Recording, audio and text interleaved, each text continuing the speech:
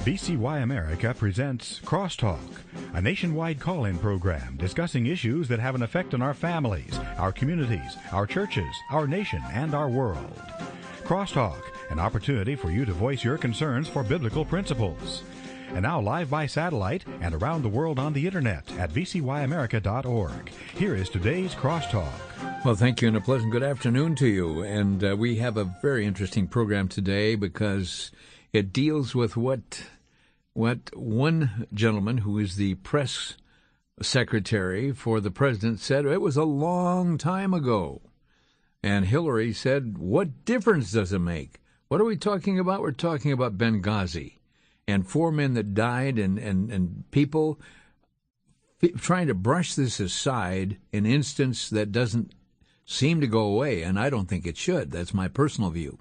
But right now, to start our program, we are going to go to that very important moment when Ron Johnson was questioning, that's right, Hillary Clinton, our Secretary of State.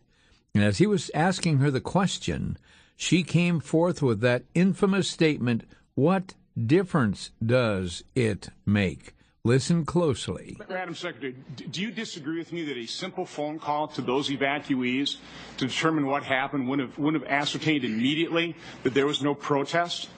I mean, that was a piece of information that could have been easily obtained. Well, but Senator, within hours, if not days. Senator,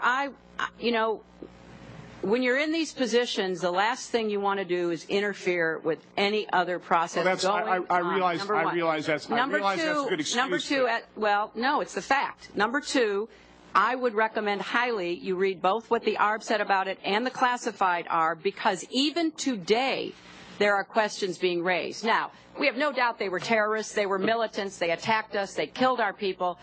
But what was going on and why they were doing what they were doing? No. Again, we were misled that there was supposedly protests and then something sprang out of that, an assault sprang out of that.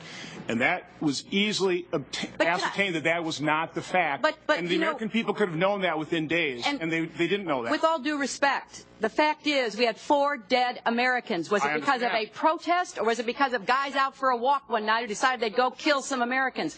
What difference at this point does it make? It is our job to figure out what happened and do everything we can to prevent it from ever happening again, Senator. Now, honestly, I will do my best to answer your questions about this, but the fact is that people were trying in real time to get to the best information. The IC has a process, I understand, going with the other committees to explain how these talking points came out. But, to be clear, it is, from my perspective, less important today, looking backwards, as to why these militants decided they did it, than to find them and bring them to justice.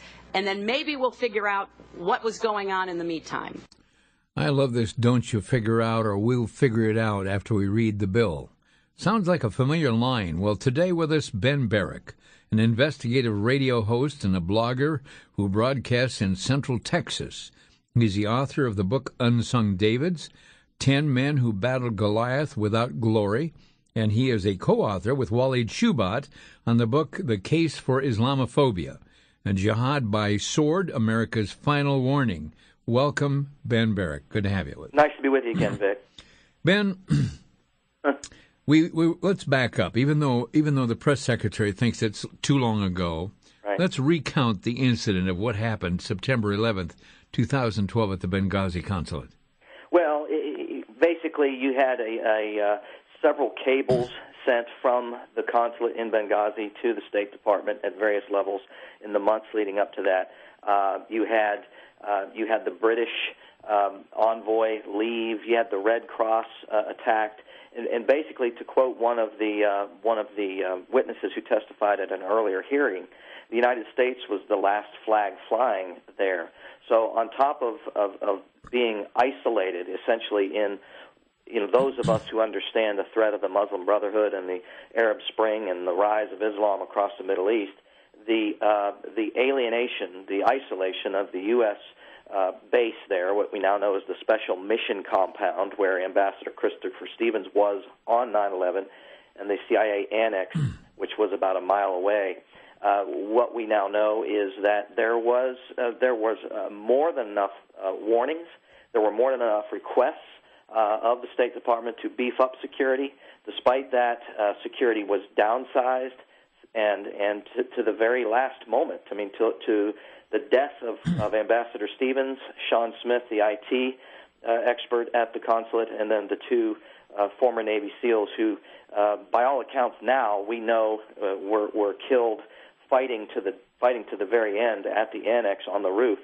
We now know that I think with relative certitude that had this administration acted as it should have, had the Defense Department acted as it should have, had the State Department at all, had they all acted appropriately, don't know that Stevens and Smith would have survived that attack.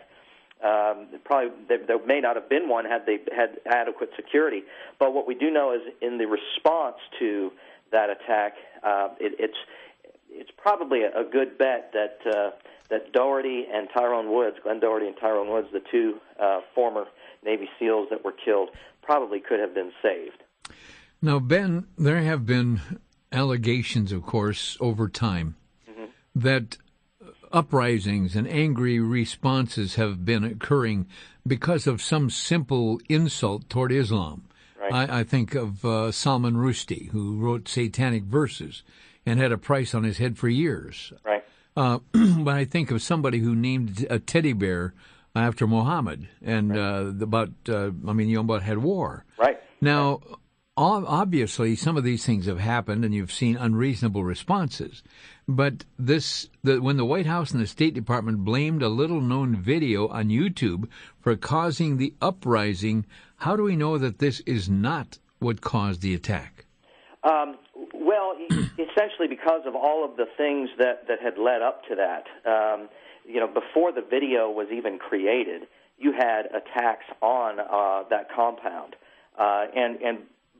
When you look at Al-Qaeda and Ansar al-Sharia and the other Islamic extremists, that's an excuse. But it's not just an excuse. It's also a tactic. It's a tactic meant to intimidate you into not doing those things. We saw David Petraeus in Afghanistan refer to the Holy Quran and condemn Terry Jones, a Florida pastor here in the United States. We see generals abroad basically, doing the same kinds of things, saying these kinds of things while burning Bibles in Afghanistan because they didn't want to put our troops in danger. I mean, you want to talk about backward thinking. Bibles that were shipped to Afghanistan in 2009 to help proselytize Afghanis were burned by our military, and the reason given was to keep our troops out of danger. I mean, what more backward type of thinking could there possibly be? But all that to say, to your point, it's meant as a tactic of intimidation. In fact, the Cairo protests that preceded the Benghazi attack, the Cairo protests were. The video was pointed to as one of the reasons for it. But what we uncovered, what actually Waleed Shabat uncovered in digging up through the Arabic in the days after those protests, was that there was a concerted effort on the part of Salafists in the region to actually use the video to get governments, both in the Middle East and in Western countries, to implement laws that would criminalize criticism of Islam. So there's that angle to this too, where you have this intentional effort to use not only the video as an excuse, but also as a tool, as a weapon to chill freedom of speech, to enact laws that would prevent freedom of speech. So when you have the Obama administration, after the attack, actually echoing that same narrative, you have a situation. They're actually getting on board the Islamist view against criminalizing Islam, which is antithetical to our very Amendment, which is why this is significant. Well, and I guess the big question is, Congress had hearings on the matter. Why is it resurfacing now? Well, I think right now the reason that it's resurfacing is because we have firsthand accounts that are coming out. We have whistleblowers. In much the same way that you had an ATF agent in the Fast and Furious scandal with guns going to Mexico.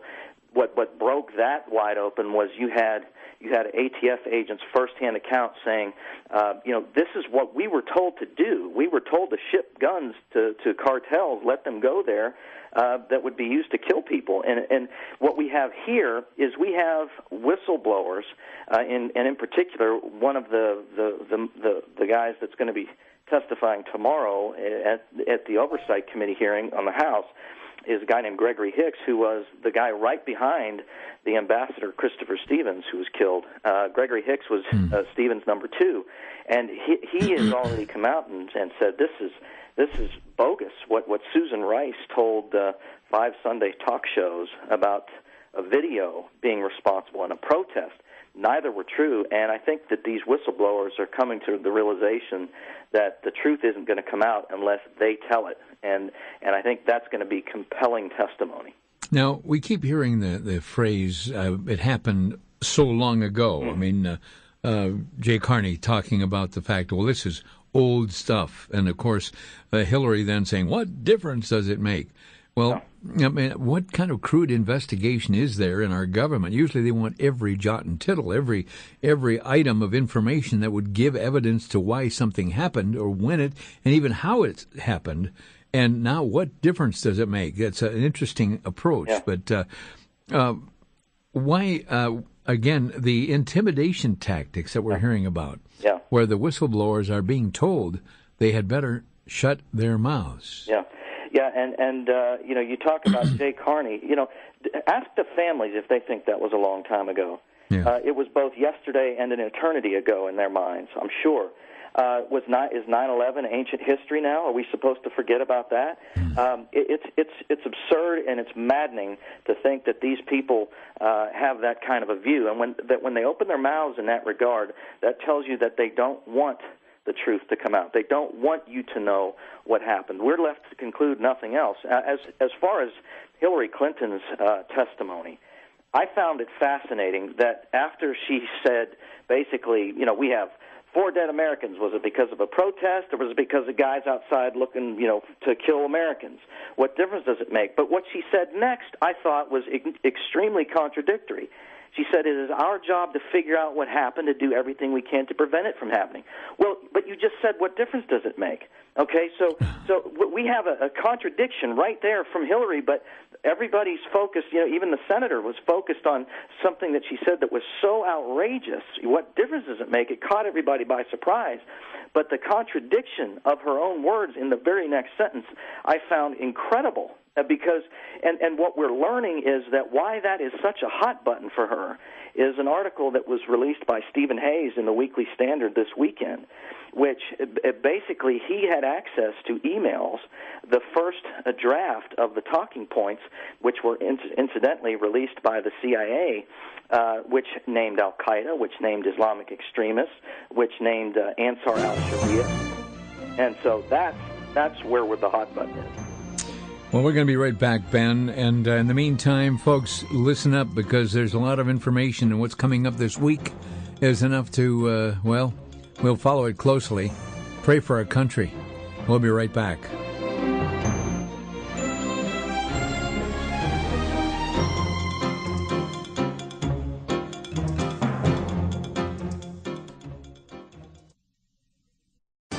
Back to Genesis with Dr. John Morris, creation researcher at the Institute for Creation Research. Dr. Morris, does the Bible mention dinosaurs? Yes, it does, Chris, but not by that name. The name dinosaur was not even invented until the mid-1800s. Until then, people simply call them dragons. In the Bible, there are many mentions of dragons, great reptilian beasts that were quite remarkable and fearsome. A careful description of a land dinosaur is given in Job chapter 40. This beast, called Behemoth, lived in a swamp and had bones as strong as iron. It had a tail that looked like a cedar tree.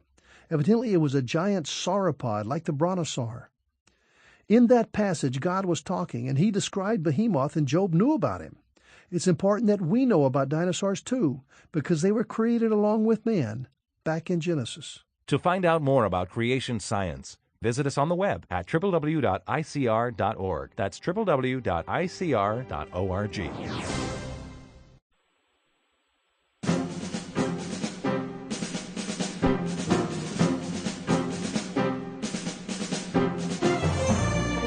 And welcome back to Crosstalk. With us today, Ben Barrick, an investigative radio host, a blogger who broadcasts in Central Texas.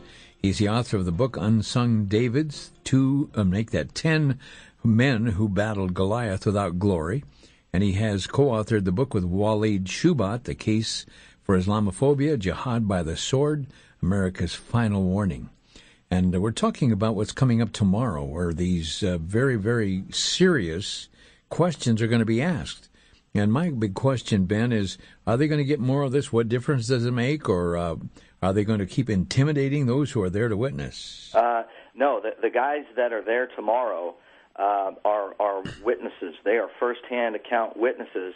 And what's interesting is that part of the reason that they're there is the fact that Hillary Clinton was so flippant and righteously indignant when she said, what difference does it make? I think that angered a lot of these guys. So you're going to have sympathetic witnesses, especially on the Republican side, and then you're going to have a Democratic side of the dais up there on the committee that is going to have to walk a very fine line, because they cannot make it look like these witnesses. They cannot badger these witnesses. They cannot make it look like these witnesses are not credible. But at the same time, they have to do that. So if they're going to continue to go to the mat for the likes of Hillary Clinton, which in and of itself I can't believe anybody would want to do that, but they do. And so you're going to have Democrats who are going to have to walk that fine line, and you're going to have Republicans and who are going to be very sympathetic to these witnesses, I believe. But this is also a committee. The House Oversight Committee is, I believe, one of the best, if not the best, committee in Congress. This is the committee that went after Fast and Furious. Mm-hmm. And Darrell Issa, the chairman, has proven himself to be a very capable bulldog. He went after Eric Holder with dogged determination in that scandal. And the only time he didn't, or when you might begin to question why he's not doing certain things, is when it appeared that the Speaker of the House, John Boehner, seemed to put a leash on him. And the other members on the committee, Trey Gowdy. I mean, you talk about Vic. We've got. I don't want to get too far off topic here, but you've got guys on this committee that are very strong. Trey Gowdy was elected in 2010 for the first time, and I'm putting him right up there at the top, up there with the likes of Ted Cruz, as far as real conservative guys that are in Congress that are going to do the right thing, or hopefully, and not get squishy.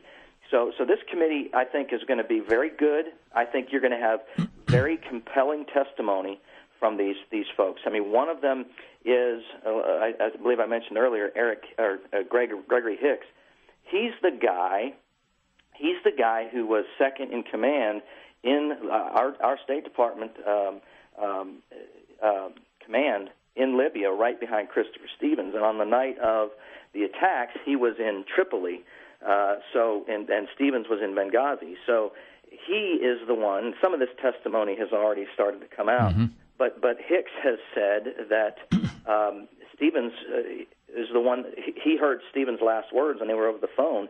And those words were, "We are under attack. We are under attack." That's on Tuesday, September 11th, 2012. And on Sunday, September 16th, 2012, Susan Rice, the UN ambassador,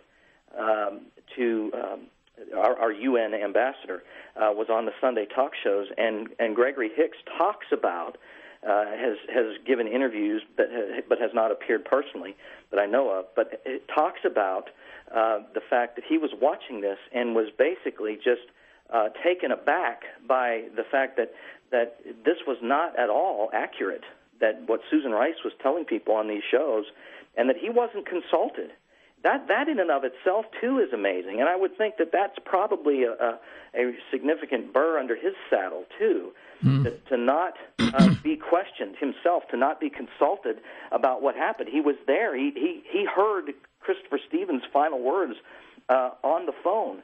If anybody had some reason to be talked to, it was him. And then you have Mark Thompson, I believe, is going to be another witness. He is a former Marine who was in the chain of command of the State Department's Counterterrorism Bureau. Now, he wasn't consulted. He was chilled out of the investigation. Well, this was an act of terror, and he's with the Counterterrorism Bureau. Apparently, according to him, and we'll, I guess, get more details tomorrow, according to him, the Counterterrorism Bureau was basically locked out of this investigation. So this all points to a concerted effort on the part of the State Department, the administration, and all of the parties involved to make this not look like terrorism, to defy reality, to basically put forth the notion that this was not terrorism, that this was the same thing that happened in Cairo. This was a demonstration. This was not a demonstration, and we're going to find out the details as to why. And we're not going to find out the details as to why through hearsay. We're going to find out the details as to why firsthand accounts.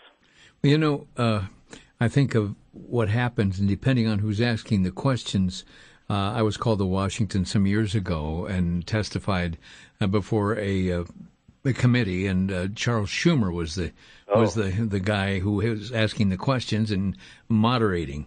And after we finished our testimony, he just brushed it aside and questioned its authenticity and went on to another testimony. Jim Sensenbrenner had asked that we be there.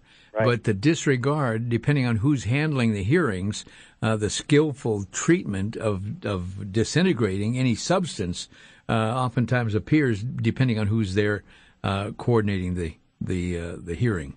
Well, there's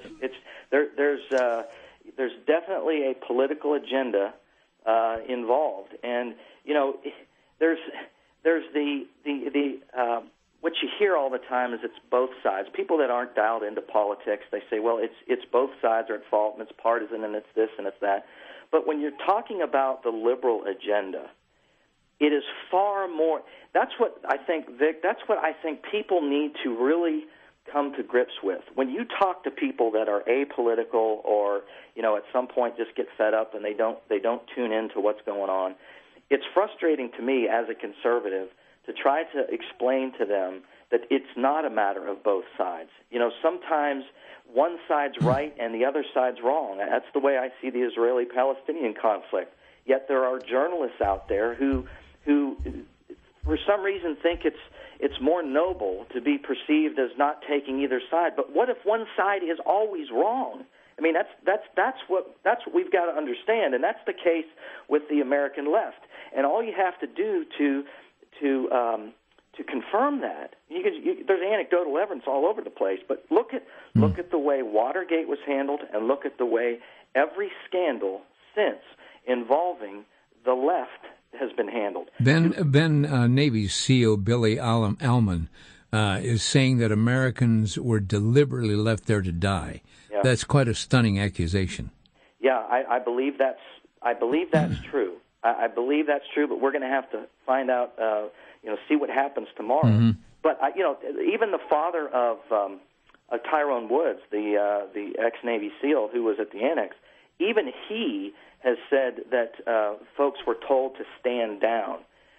Yesterday, I heard an interview with one of the men who claims to have been a pilot, one of the guys manning the drone that was over Benghazi on the night of September 11th. And even he is saying that this narrative that's going out there is just not accurate. You know, when they saw it with the drone, when they saw these people down there and these dozens of people and with weapons and the fire starting and all that, you know, things went up the chain of command relatively quickly, and it should have gone to the right person to make the call to, as you say, people were left to die, to prevent that from happening. And that didn't happen. And so it went, what what died is the chain of command somewhere along the line, and that's really indisputable. Newsmax has reported that the United States hired, would you believe, an al-Qaeda-linked group to defend the Benghazi mission. Do you have any information on this? I believe it's something 417 Brigade or something. Okay. Yeah, I know what you're talking about. I don't know if I have that name correct, but yeah, we're dealing with Islamic fundamentalists, and that's part of the problem with having this vernacular where we're saying Muslims or Islam or radical Islamists. These are Islamic fundamentalists, Ansar al-Sharia, 417 Brigade, Al-Qaeda, Muslim Brotherhood. Every one of those groups has at its core the same objective, and that objective is to further the cause of Islam. In other words, having the fox guarding the chicken coop. Absolutely. Mike, Ben, the comments of Mike Huckabee. He said on his show yesterday that President Obama, quote, will not fill out his full term because he was complicit in and I'm going to use the term, cover-up surrounding this matter. Yeah. First of all, do you identify this as a cover-up? And what do you think impact this will have, Mr. Huckabee's statement that he said the president will not fill out his full term? Well, this is unquestionably a cover-up. I have no doubt about that, and I'm not even going to attempt to mince words on that or hedge my bets. This is by its definition a cover-up, just like Fast and Furious was a cover-up. This administration has lied with impunity ever since Barack Obama got elected the first time. So I think Huckabee is right about that. Will it lead to his impeachment and removal from office? That's a pretty tall order when you're dealing with the liberal left and the collectivist mindset that they have. They're going to protect and defend him at all costs. Now, with that said, sometimes the dam breaks, and when the dam breaks, the cradle will fall, as they say. Now, there's incidents where you can see that might be happening. For example, the State Department spokesman yesterday, Patrick Ventrell, who replaced Victoria Nuland, by the way. And by the way, Victoria Nuland, according to Stephen Hayes, there are emails showing that she may have been involved in the changing of the talking points for Susan Rice. And if that's the case, she's a mouthpiece for Hillary Clinton. I think that's a big deal. But all that to say, back to your question, Patrick Ventrell was trying to say yesterday that they hadn't seen the transcripts from the witnesses that will be testifying tomorrow, and he was called on it not by Fox News and not by a conservative media outlet, but by a CNN reporter who appeared to be rather disgusted at the fact that he would make that claim. So when you start to see the media in little dribs and drabs start to actually do their job, then I would tend to believe that Huckabee may be correct, but I don't know that he is yet. But I think that we can watch that unfold if that is going to be what happens. Look for things like that. At least it's wishful thinking on the parts of Huckabee, it appears. Yeah, that's the right kind of optimism, if you ask me. Ben, if you would share where people can get your books. Yeah, you can go to my website, benbarrack.com, or you can go to shubot.com to pick up the new one that I just co-wrote with Waleed. It's called The Case for Islamophobia. Okay, we're going to be coming back shortly, just a few more minutes, and we're going to open our phone line. So folks, be thinking about what you'd like to talk about and comment on this issue and the questions you'd like to ask. Our lines are open right now, 800-733-9829. This is Crosstalk, and we'll be right back.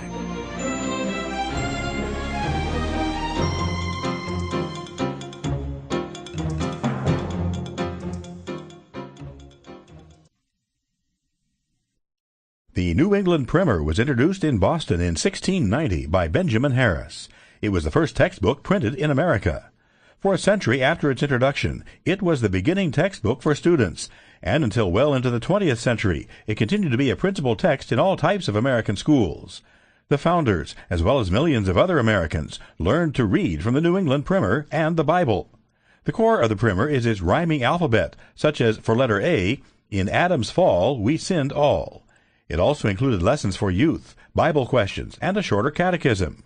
To obtain a pocket-size hardcover edition of this 1770 historical reprint, send a donation of $8 or more to VCY America, 3434 West Kilbourne Avenue, Milwaukee, Wisconsin 53208. Simply ask for the New England Primer. To make your donation by phone, call 1-800-729-9829. That's 1-800-729-9829.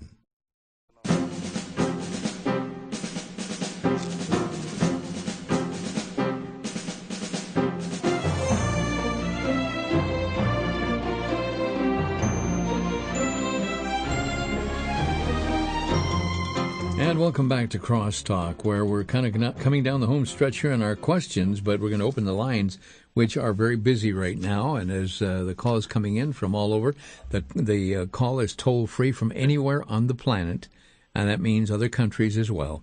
It's simply 800-733-9829. And our guest today is Ben Barrick, a man whose talk show, He's an investigative radio host, a blogger. He works out of Central Texas. He's an author, works with Waleed Shoebat, and most of you know that those are good credentials. But right now, as we are kind of wrapping up our questions here, my question to you, Ben, is this. What does President Obama or former Secretary of State Clinton have to gain from covering up this issue? Well, to your earlier point, at this point, I believe Barack Obama must cover this up to prevent impeachment because he has been covering it up. And as far as Hillary Clinton, her motivation would clearly include her desire to run for president. She's got to stay squeaky clean. Absolutely, yeah. And that's hard. That's hard for her to do because to quote her, she said she has a lot of baggage. So she does, and that's going to be hard to do with this. Well, folks, the issue there, of course, as we see the term cover-up. Now, let's go back in time. Many of us who are older can remember a thing called Watergate. Yeah, it had to do with just some illegal entry and eavesdropping or wiretapping or whatever went on there. And it was a president who had to say, the buck stops with me, and he ultimately resigned from office. Mm-hmm. Yeah, President Nixon. Right. And he had the, at least intestinal fortitude to admit, and he got caught red-handed in whatever went on. Mm-hmm. But now, if this were to have happened back then in time, I think we would not have any questions. I think there'd already be a move for impeachment, etc. Yep. However, a talk show host here in Milwaukee this morning made this statement as he was reading Huckabee's statement. He said, I believe that Huckabee is time-warped in the 60s and 70s because he said that was when America had moral fabric. That was when America had moral character. It had moral standards. And he says today you can get by with almost anything. And, of course, you reflect on President Clinton and his immoral behavior in the Oval Office and all of the things that brought disgrace upon the White House and impeachment. And a lot of people get the idea impeachment is really going to put the president or anybody else out of office. No, impeachment is simply the examination. If you're going to say somebody should be impeached, that means you better look into it and examine it. Then it goes before the authorities, and they determine if the impeachment information is sufficient to put the person out of office for high crimes or whatever the charges are. But just impeachment does not bring the conclusion. It is simply determining the guilt or innocence that they find there. Now, you were talking a bit ago about the issue of the guns into Mexico and Fast and Furious. Right. What has ever happened to that thing? Where did it go? To me, it's still languishing somewhere. It is. If you remember back when Eric Holder was found in criminal contempt of Congress, almost simultaneous with that, Barack Obama asserted executive privilege in much the same way that Richard Nixon did, asserted executive privilege to prevent the evidence from coming forward under a lawful congressional subpoena. So we have there were two charges, criminal contempt, which Eric Holder's subordinate, the guy who's charged with prosecuting it, threw it out and ignored it, which leaves the civil contempt of Congress, which is still being heard at court. So that still remains to be determined what will happen with that. But that's certainly not something good going on in conjunction with this Benghazi thing. Well, Ben, what's the use then? I mean, we've got a corrupt country. We've got people who have no moral values. We've got people who will lie to cover their backside or their friends. I mean, what's the use of even having an impeachment? I mean, let's just throw up our hands in despair and say, what's the use? Well, the converse to that, Vic, is doing nothing and just have them run roughshod over us. I think no matter how demoralized we may get, I think we must keep fighting because this country is ripe for a backlash. There is a conservative movement that was demoralized after the election, but that is now starting its resurgence, I believe. And I believe that there is a undercurrent right now. There is just a percolating climate for backlash. And it's this kind of thing, this Benghazi thing, if handled correctly, and if the truth comes out and you got media reporters that are actually going to start doing their jobs, even if, little bits at a time, I think when the dam breaks, you're going to have a major backlash because there's a lot of angry people out here that do not like what's been happening to their country since Barack Obama got elected. And that question, righteous wrath, and I'm not talking about violence here. Right. But there has to be, embedded in the hearts and the character of Americans, a point of intolerance against wickedness and wrong. Absolutely. And the whole idea, the worst thing they can say about somebody who holds up standards of decency, he's intolerant. Absolutely. When you see stuff that's wrong and people are dying and no one bears account for it, and you see some of the other stuff, and we see killing babies by the millions in our country, and all the stuff that came out of Pennsylvania here recently with this abortionist. Yeah. I hate to even mention his name because it's a disgrace. Mm-hmm. But here, folks, unless there is a determination that leads beyond our lips, and that it brings about the kind of righteous anger, and I'm not talking about violence here, but enough character. The Bible says, be angry and sin not. And I think there are cases where we have to ask ourselves, is this worth resisting? And the Bible says, resist the devil, and he will flee from you. But the question is, does America and does America's Christians have the financial and spiritual and character and determination to resist wrong and take the steps to reverse it? Is it possible? We're going to open our phone lines right now as we go to Oregon, the state of Oregon, and Robert. And you're on the air with Ben Barrick. Yes, thank you. I wanted to ask if Ambassador Stevens' killing was a cover-up for the Fast and Furious in the Mideast, and also how the American people could redress Washington to overtake the government at some level and start over. And, of course, one other thing was what happened to Hillary's Mission Impossible glasses since the hearings. I haven't seen her with them on any news, on any media. Thank you. That's Fred in Milwaukee. Go ahead and answer that if you would. I think there are clear signs of a Fast and Furious-like operation out of Benghazi. In fact, at the Senate hearing with Hillary, Rand Paul asked her about if she had any knowledge about weapons being shipped from Libya to Turkey, and her response was rather curious. She very well may have perjured herself by saying she didn't know the answer to the question, which I thought was ridiculous in and of itself. But to answer his question, I think that there is possibly something to that Fast and Furious angle. Now we get to the state of Oregon, and Robert, you are now on the line.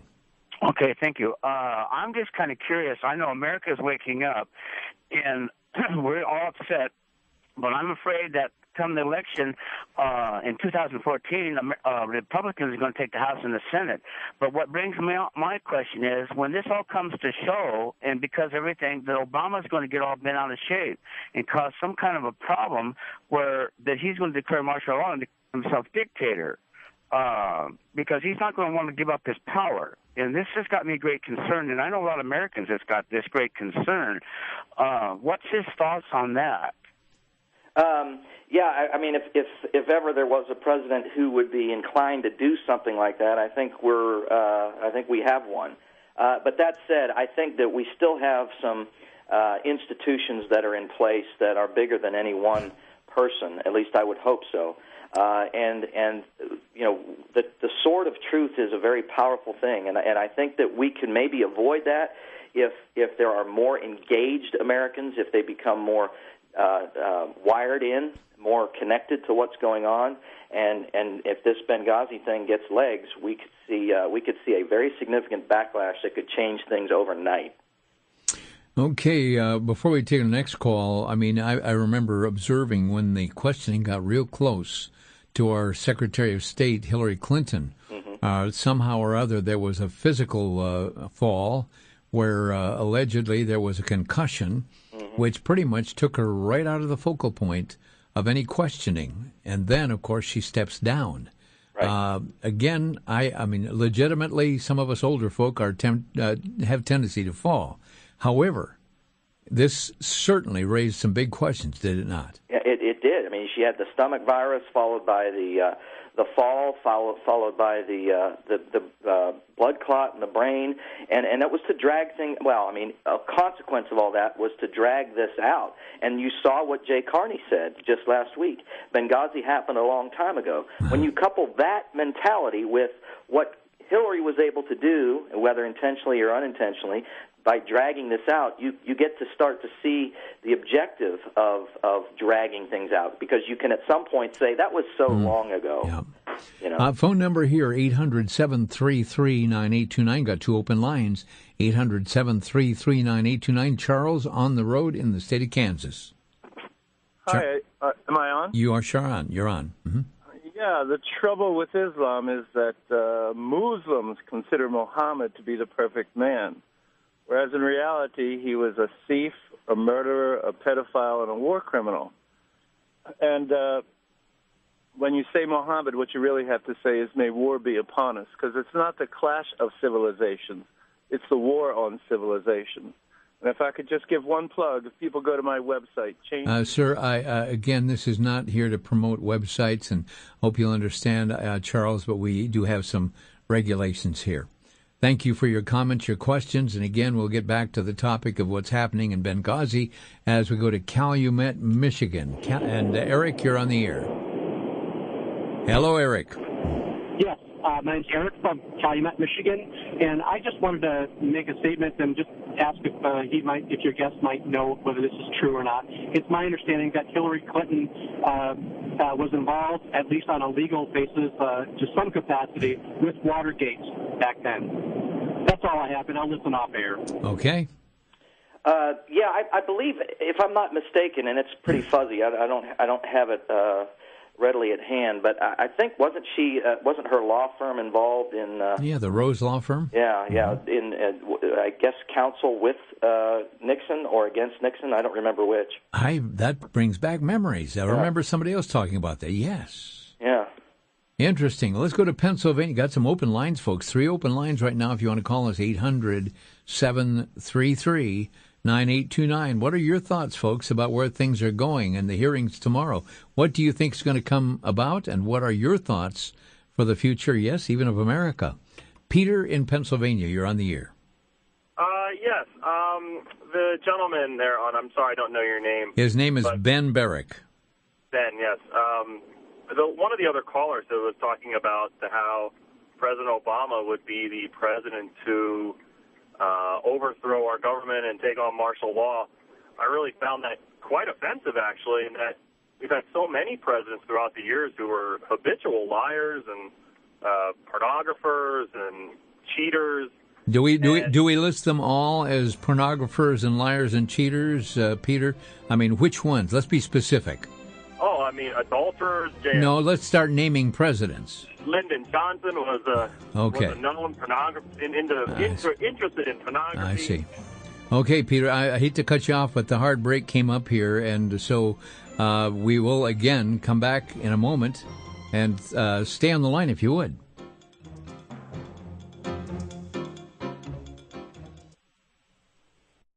For the Worldview Weekend Minute, I'm Brandon House. Our website's worldviewweekend.com. We're continuing our series on a biblical worldview and money, 20 points, and we're on point number 10 today, which is, it is God's grace that allows us to obtain wealth. Deuteronomy chapter 8, verse 17 and verse 28 speaks to this. 1 Corinthians chapter 4, verse 7 speaks to this. It is by God's grace that we even have the ability to earn a living. Whatever skills you have, it's by God's grace that you have them. Every good and perfect gift comes from the Father above. If you have the ability to work with numbers as an accountant, that's by God's grace. If you have the ability to get up every day and physically go do a job, that's by God's grace. The ability to even take another breath is by God's grace. So we need to understand that it's by God's grace that we're even allowed to obtain wealth. For more information on having a biblical worldview when it comes to money, you'll find some great articles on our website at worldviewweekend.com, worldviewweekend.com.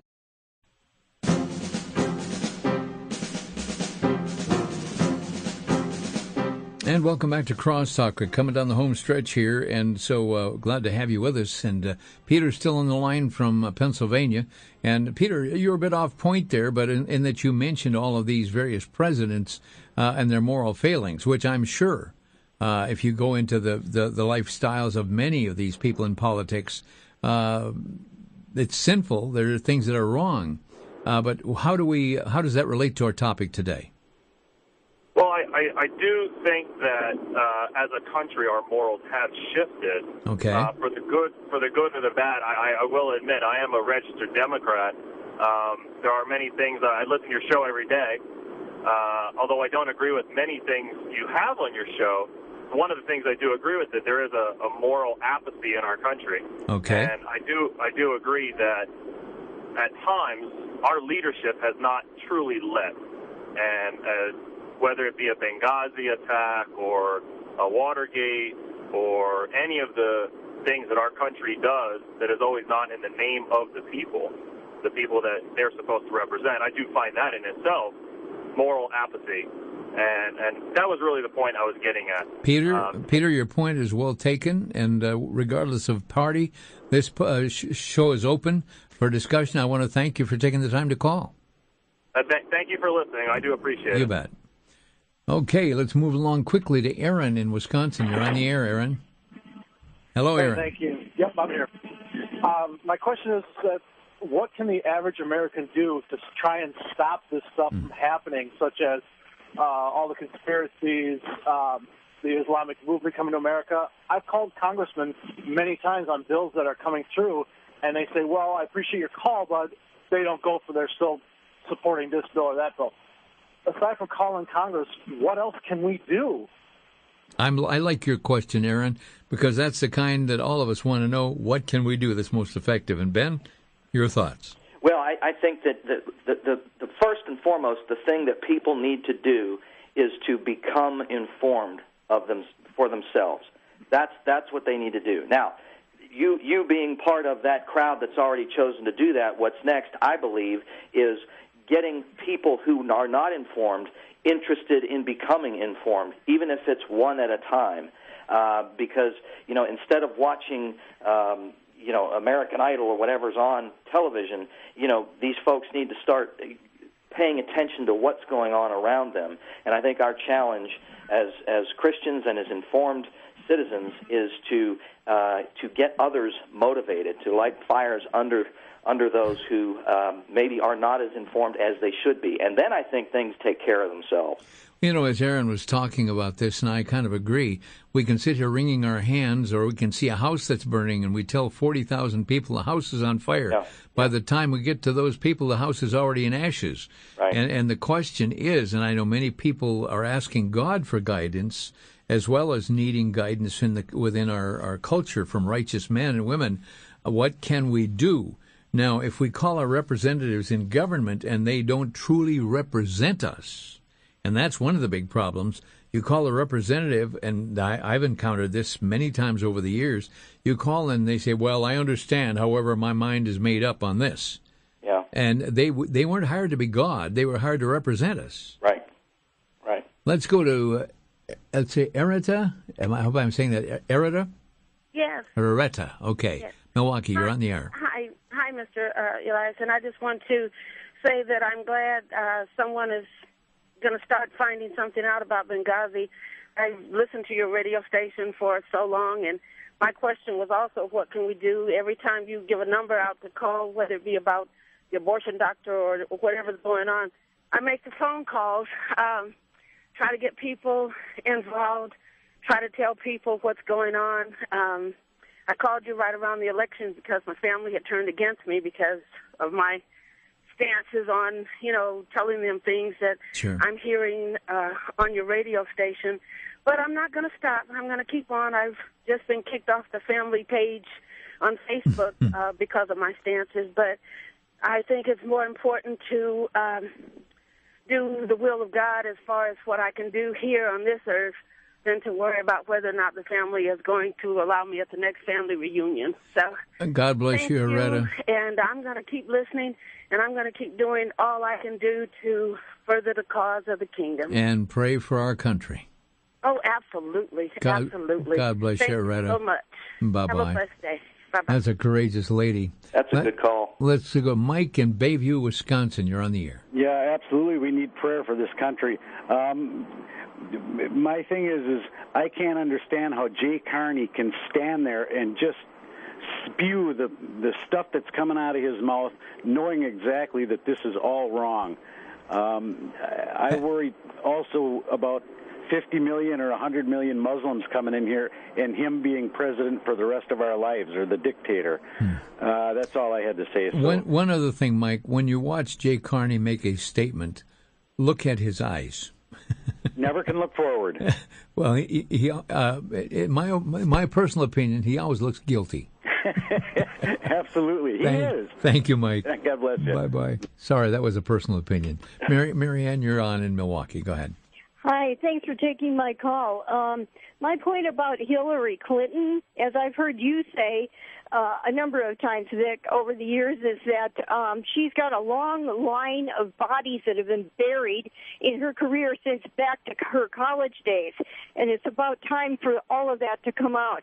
I certainly don't want to see that woman getting into any future position of power in this country, and I've got the same sort of ire going on that I'm hearing other people have too. We need to pray that God's truth comes out in these hearings, and that Satan's gauntlet against this country is going to be denied, and that the angels are going to protect our senators so that they, like Lindsey Graham, he and his family and everybody will be protected. Thank you very much, Marianne. We're out of time, and I want to thank you for calling. One final word, I want to say thank you, Ben Barrack. Always a privilege to have you on with us. Back at you, Beck. I appreciate it. And folks, as we think about what's happening in the future and today and tomorrow, and as we listen to the hearings, just remember there's a God in heaven who's keeping books. I want to thank you for joining us, and tell a friend, invite a friend to listen to Crosstalk every day here on the Internet, anywhere on the planet today now, people listening all over the country. Thanks for joining us.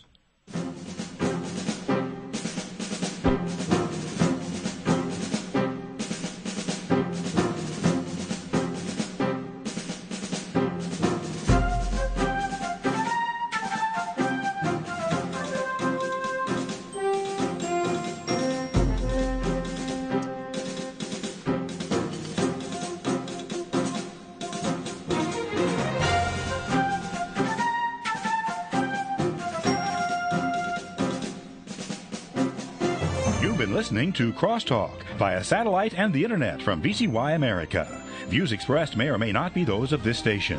For a CD of today's program, send a donation of $6 or more to VCY Take Ministry, 3434 West Kilbourne Avenue, Milwaukee, Wisconsin, 53208, or download by RSS or podcast from crosstalkamerica.com. And join us again for Crosstalk.